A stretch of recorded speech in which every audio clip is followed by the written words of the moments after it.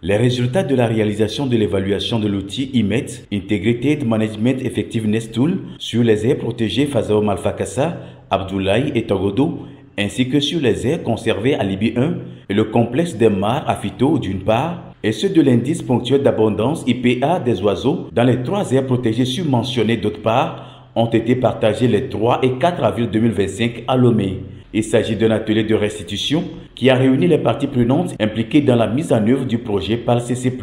L'outil IMET et l'IPA sont en réalité 2 dispositifs novateurs et complémentaires choisis par le pays pour mieux protéger ces aires protégées et évaluer l'état de conservation de leur biodiversité. En termes de gestion des aires protégées citées, avec Fazao, nous sommes à un score de 29%. Et avec Togodo, nous sommes autour de 34%. Et Abdoulaye, nous sommes autour de 30%. Au niveau des oiseaux, nous avons pour Fazao, vous avez environ 280 espèces d'oiseaux.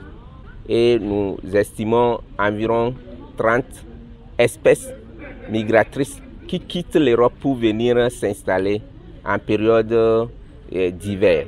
Ces oiseaux quittent l'Europe pour venir se réfugier dans le parc. Si la gestion des aires protégées est plus accessible en termes de compréhension, la situation ne semble pas être le cas pour l'intérêt porté au comptage des oiseaux. Ces oiseaux, leur présence et leur diversité nous renseignent sur l'état de conservation de nos écosystèmes, c'est-à-dire leur santé, et leur suivi aussi nous permet de faire en même temps le suivi épidémiologique, les impacts du changement climatique sur les aires protégées et sur la capacité de fourniture des services écosystémiques de ces aires protégées.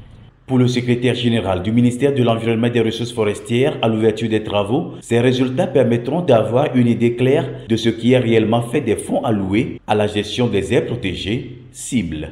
Dans la reddition des comptes, nous avons besoin aussi de nous assurer que tous les investissements qui ont été consentis et dépensés pour la conservation de nos aires protégées, que ça donne du fruit.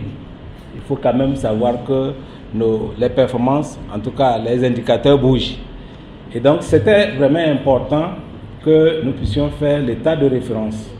Et c'est à partir de cette ligne de référence que nous pourrons apprécier le parcours, les évolutions prochaines de nos efforts, de la contribution de chacun de vous ici, les maires, les ONG et puis les gestionnaires des aires protégées. Les résultats globalement très faibles en termes de gestion des aires protégées et aires conservées obligent à redoubler d'efforts, reconnaissent les acteurs locaux et conservateurs. À partir de maintenant, ensemble avec les décideurs, on va voir comment on peut faire pour améliorer ce score-là, toujours en cherchant des financements pour pouvoir faire une planification à court et à long terme. Nous pouvons aller vers cette planification d'ici 2030 pour essayer quand même de prioriser des actions que nous allons faire sur le terrain. Le constat, c'est que tous les résultats sont un peu faibles et que les responsabilités étant partagées, nous sommes en train de chercher les voies et moyens pour l'amélioration de ces résultats, surtout par l'implication des bénéficiaires et surtout des communes que nous proposons. L'Union européenne, partenaire financier du PALCC+, salue tout de même ces premiers résultats qui pourront être valorisés à des fins précises. C'est le début d'un schéma.